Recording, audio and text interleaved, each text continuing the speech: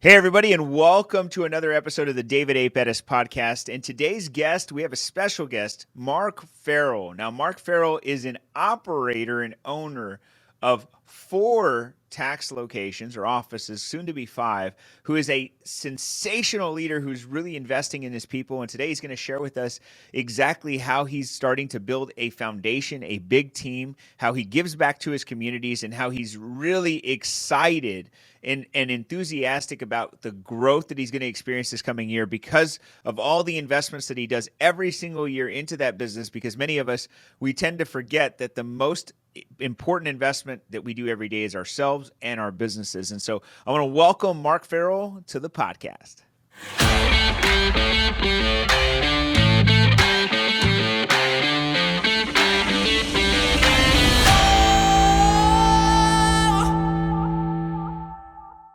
All right. So welcome, Mark Ferrill. How are you, Mark?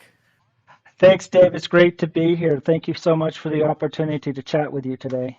Oh, I'm excited to have you, Mark. So, Mark, you are in the tax industry. You're a rock star. You're doing big things. So, tell me what you're doing currently. Tell me about your current business. Well, we currently are operating 4 stores in the Texas region. We have Austin down through San Antonio. We are actually preparing to open our 5th store in Buda, Texas this year. And right now we are just working hard on promoting our bookkeeping and payroll services and our loan services. But Awesome. doing a lot of great things, building a great team right now. That's our focus is on building a great team for the upcoming tax season. Wow. So, how did this all begin for you? Knowing where you are today, how did it all start? How did you get into the tax industry? I was brought into the tax industry by objectionable force. I hear you. My dad, I guess, always had on his bucket list that he wanted to own a tax preparation company, and he purchased his first Liberty Tax franchise about 8 years ago in Kyle, Texas. They had a little 150 square foot office. After about 2 years or so of operating that, they asked me if I would come down and assist them. So like I said, that's the reluctant part of it. I came down and gave them a hand. And over the past, I guess, 7 years or so, we've expanded from the 1 store to 4 stores and have added a lot of services, all because I always identify myself as a very lazy person and I don't want to have to keep repeating training over and over. And I wanted a full-time workforce. So I've created systems where we can have all of our tax offices open year round. That's really cool, man. So you're saying your dad said, "I want to do this," and you're a stand-up guy. You said, "I'll come back you up," and then you got caught up in the mix. Is that what it sounds like? Well, my dad said, I want to do this. I said, you really need to reconsider doing that. You've worked really hard all of your life. Just enjoy it. But against my advice, he did it anyway. So here we are. Well, that's But I find though, David, that I really find that I have a passion for doing it. I have a passion for reaching out and helping people. There's nothing more gratifying than meeting somebody at their needs and helping them get past a situation that when they came in and began their interaction with us, they saw it as insurmountable. That's really awesome. I find that most tax professionals get into the business kind of thinking about people first and then the money comes later. Are you experiencing that or have you experienced that? Well, we have definitely experienced that. It's been a uphill struggle and an uphill battle, and fortunately, my family is blessed, and we have the resources available to us to keep us chugging along. But we find that what we're doing really is we're reinvesting most everything that we make from a profit perspective back into the business, really striving to retain good quality people. So I got a question about that because this is I don't you don't need to go that deep with me, but I want to point this out because I hear this from a lot of successful business owners. They're trying to reinvest in their business year after year, and you're saying that you're pretty heavily invested. So kind of tell me some of the resources that you're trying to invest in right now if you're a business owner. Like what are you investing in that you feel is going to get the biggest bang for your buck? Well, I think the largest investment that we have right now is in the form of resources. And when I talk about resources, I talk about quality labor. We're in a very strange labor market right now where there's a lot of, I guess, expectation from potential employees to come into a quality company, and they're looking for, you know, fair, competitive wages. So sometimes it's really hard to compete uh, with other industries out there that may not, pay that may pay a little bit more than we pay, and we may be a little bit more demanding than they are. So just finding that right mix of people to come in and people who have a passion for preparing tax returns and meeting people at their needs, they are a unique and strange group of people that you want to surround yourself with. I like how you said strange. Well, I would venture to guess that over the last 2 years, it has been a difficult time to find the right people. I mean, I myself and most of my companies have had the same problems. I think that over the next 2 years, I mean, or moving forward, I think it's going to get easier. Would you agree with that? I would hope that you are correct. But you know what? Over the past 2 years, I guess really over the past 7 years, we've changed our hiring philosophy significantly. Um, it used to be that, quite frankly, the only criteria that we were looking for is that you had a heartbeat that was relatively consistent and you had respiration going on and you could form a coherent sentence. And that was about the only qualification standards that a lot of us have to bring somebody on and begin the teaching process. Um, but we have started to build a culture within our business. And by that I mean is we have certain core values that we live not only inside of our life but outside of our business as well. And we look for people who fit that core business. So we no longer seek team members that only want a job for the sake of drawing a paycheck. We look for the right fit and we'll hold a position open for as long as we need to hold it open these days until we find that right fit. Wow. Well, that's pretty amazing because I feel your pain. Sometimes you feel like, well, if just somebody shows up to work, let's keep them. But Mhm. if you don't really want to grow a big business, that's just not the way you do it. Could you share maybe your top one core value of your company that anybody who works with you has to believe in the same core value, just one? Well, we have a quote from Martin Luther King that we base the entire foundation of every core value that we have.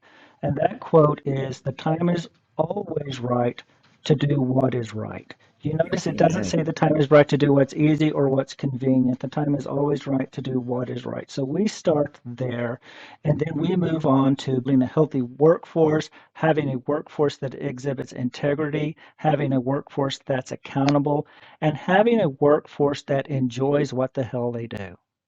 Amen. See, that's really good, by the way. If you're watching this, you're a business owner. I mean, it's always the right time to do the right thing, right? It's always good to do the right thing. And it's in integrity in this business is very good. It is probably one of the most important things, I think, in any business. But when you're talking about finances and you're working with somebody's financials, you're working with one of the most important things, the number one important thing that they have to do every single year. And you're working with a company that you have to trust and believe in. I can see where you're coming from. And hiring talent isn't just about can they fill the seat. It's really about can they fulfill the role and meet our core values and of course be part of our culture. So I really commend you for switching that and really thinking differently because the way that most people think today still is can I fill a seat? So congratulations on that. Um, Awesome. So tell me, could you give? I have a note here because I want you to see if I'm going to challenge you. Is there any business tips or maybe a tax tip for a business owner that you could provide to somebody who's watching that could really benefit from this from you? Well, I think probably the most profound thing that I could say to a business owner is that regardless of what business that you got in, with the exception of tax and accounting field, you probably did not get into that business with the deep-hearted passion to sit in a dark corner late at night, crunching your numbers and making sure that your book's balanced, okay? That Yep. takes away time that you can be building your business. It takes away from time that you can be spending with your family. And for a relatively reasonable fee, you can outsource that. Now, the reason I say that is because it's so vitally important that you keep the accounting side of it correct, not only for a tax perspective, but understanding from a day to day business whether your business is healthy or not. How many days away from you are you from actually having to shut your doors because you don't know what your cash flow is? That's really good advice. I think that many business owners today operate their business out of their bank account, right? If their bank account has a positive number, it's a good day. It's a good day. And if you end the month with a lot more money than you started, it's a great month, right? That's I I see so many people who have worked with me in the past in the tax business who that's how they manage their finances. And you can only go so long doing that, right? You can only operate so long by the seat of your pants until you make a decision that you don't want to be that anymore, and you must have a proper accounting system. So you said you offered bookkeeping and accounting services. Is that why you started to do this? Because you started to see a need for this in the area that you're in? Well, as I alluded to earlier, I look at myself and I say I'm a very lazy person. And let me define that for you. In the standard operating model of our tax business, we have to find, hire, and train a staff each and every October for an upcoming tax season. And so when we sit people in those seats to sit in front of you and prepare your taxes, which is an extremely important thing to do, we're putting somebody that is green in front of you. Well, I'm not satisfied with that. I want to be the best tax preparation company in every community that I serve. So, in order for us to achieve that goal, we had to figure out a way to keep our team members employed on a year-round basis as opposed to just a temporary seasonal basis. And the Heck only yeah. way for us to do that was to add uh, business units that made sense, such as bookkeeping, payroll, small consumer loans, and home loan mortgage origination. You call them business units. I'm assuming that's the lines of business that you offer, the different types of businesses. Yes, sir, they are. They are. Each and every single one of them has to stand up on its own. I like the way you structured that business units. It's a good. Most people would just say products. It's a really good terminology. So for our listeners out there, if they're in the tax industry and they're struggling right now, would you give them some advice? Maybe two or three things that they should be focused on right now as we get into, let's say, August. I think that making sure that you are completely and totally prepared for the upcoming tax season is an essential part of making sure that you have that smooth transition. If you don't have the staff now, moving in to this upcoming tax season, that probably needs to be your number one priority. Then you need to focus on training to make sure everybody is up on the tax code so that when you sit somebody in front of a client, they know what the heck they're doing and they can perform the best service possible for that client. Um, there are so many things that you need to focus in going into a tax season. I would agree with you on that. I think that there's a lot of people who wait to the last minute to find team members, to train, to build, and not right now, right? This and by the way, I'd recommend to anybody who's watching this, regardless of what year of business you're in, if you're in the tax industry, that the season isn't over technically. I mean, there's still September tax for businesses, and there's still October for personal returns, and there's still millions of people out there who have not filed or who are behind or who need help. And for us to really think about this industry as a seasonal business, at least in today's world, is kind of well, I mean, it's not right. You should really think about this as a long-term, sustainable, year-round business that can produce a result, which is revenue throughout the year. And many business owners in this industry specifically don't take it that way. And there are a few select people out there, select business owners who do, and they're reaping the rewards because many people don't. They're like, I hope they never figure this out. Wouldn't you Hey, agree? David, I do agree. I agree completely with you, but I have just one more tip for you that Go just ahead. popped into my mind Go is ahead. that if you think about the amount of time that you have invested in your business and the amount of time that you have invested in training and in learning and the time that you've invested in making sure that your team members are trained properly, think about the return on the investment that you should be getting. I bet you're not charging what you could be charging for that tax preparation service. And by Oh, that, I don't mean that you need to charge an exorbitant amount. I mean that you need a fair exchange for the valuable service that you offer. You are not a used car dealer. You are providing a valuable service to our community. you just opened a can of worms for me because I'm big on fees. You know that. We've talked Mhm. many times. Fees are more important today than ever because you should be charging what you're worth, getting paid what you're worth, and you definitely need to be increasing your fees, especially over the last 2 years. If you didn't increase your fees by at least 30%, and I'm not saying it because you were taking advantage of people, it's just the economy was costing you more money to operate, so you should charge more. And businesses today, I wish we could run on hope and love and feelings and caring, but we can't run on that stuff. I mean, I tried, I went broke. So you got to work on money. And if you want to run a business today, you've got to be able to charge what you're worth. And I think exactly what you said, man, Mark. You got to charge what you're worth every single day. Good tip. So so, Mark, as we end this interview today, I just want to ask you. I mean, is there something you'd like to share with our audience about maybe some of the things you're doing right now that you would recommend to people, or how they can, reach out to you, those kind of things?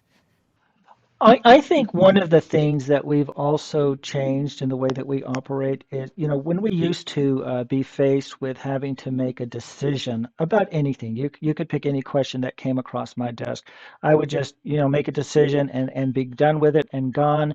And then if you asked me the exact same question next week, you may get a completely different answer because the answer depends on the alignment of the stars and the planets.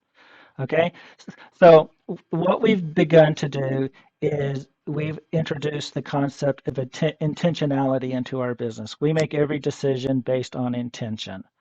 Every time somebody asks me a question, we give it due consideration. We figure out the consequences of the answer, and then we document the answers that we give, and then we codify those into standard operating procedures so that we don't have to revisit that issue over and over and over. Uh, as far as contacting me, I would love to chat with anybody that wants to reach out and talk to us. We're at Liberty Tax here in Austin and Kyle. Phone number 512-580. My goodness, I don't even know my own phone number, so you'll have skipped that part out of it. Hey, don't worry. How can they find you Uh, on Facebook? How I about am Facebook? on Facebook at mark.ferrill.12, I believe it is. Dot 12. Farrell. Can you spell out Farrell for us? Absolutely. It's F as in Frank, Errill. There you go, Mark. Well, we love interviewing great operators and by in business owners. Truth be told, Mark, I see you today as a operator, not a doer. You're taking charge. You're building a company that's very strong financially, but also strong in community. And I commend you for that because many of the times that I meet tax business owners, they're always I do all the returns. I focus on all the work, and you're not one of those guys. You're out there actually moving and shaking and actually putting together a foundation that is rock solid. And congratulations on all the success that you're having. And I wish you much more of it, Mark. Thank you, David. You just reminded me of one more thing. Go ahead. An initiative that we just started this year is we've just started an initiative called Liberty Tax Gives Back, where we have selected several schools in the markets that we operate in, and every season we donate school supplies to them. Congratulations on that. Doing good in the Yeah, communities that we serve. What's the point of making any money if you're not going to give it back, right? Um, I always, absolutely. I always say, I support the communities that support me. I mean, that's just how it's supposed to be. And congratulations on all your success. So, Mark, I thank you so much for being our guest today, and I look forward to seeing you succeed even more in the future, my man. Thanks, David. It's a pleasure to know you, my friend. Thank you. Bye bye. All right, bye bye.